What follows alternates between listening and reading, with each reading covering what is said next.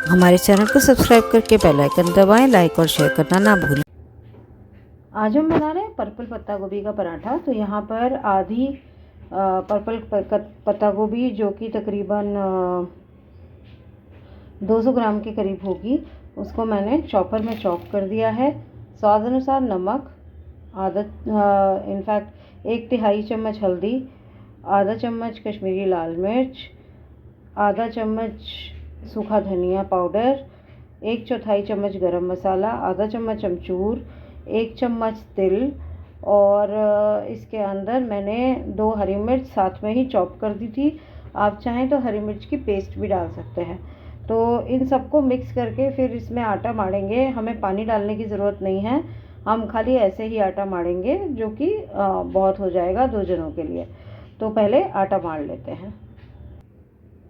आटा मारते वक्त मैंने इसमें 1 चम्मच ऑयल डाला था और मारने के बाद हल्का सा हाथ पे ऑयल लगा के इसको ग्रीस कर दिया है।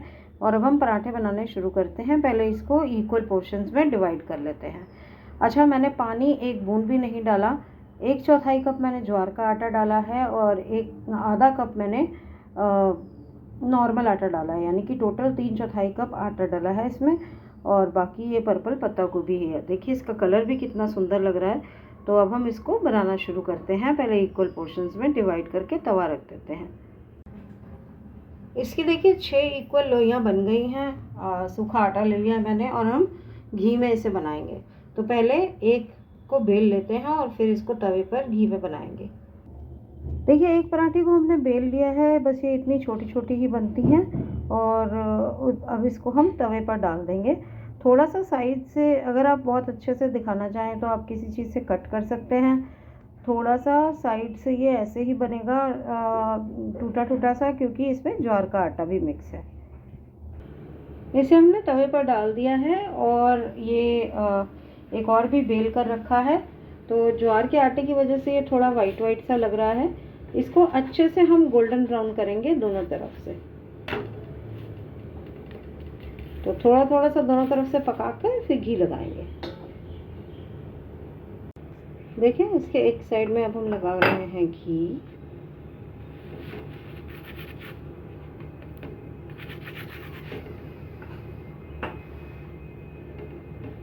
आप चाहें तो ऑयल भी लगा सकते हैं, पर हमें घी वाला पसंद है। इसको अब पलट देंगे और उस साइड से गोल्डन ब्राउन होने देंगे। थोड़ा मीडियम सेक पर बनाते हैं इसे। हमने यहाँ पर दूसरी साइड से भी घी लगा दिया है, लेकिन आप देख सकते हैं थोड़ा वाइट वाइट दिख रहा है। और वो वाइट वाइट दिखने का कारण ही यही है कि ज्वार का आटा है और इसमें तिल भी है। तो अब इसको दोनों साइड से अलट पलट कर, ये देखिए ये थोड़ा थोड़ा आप देख सकते हैं गोल्डन ब्राउन होना शुरू हो गया है।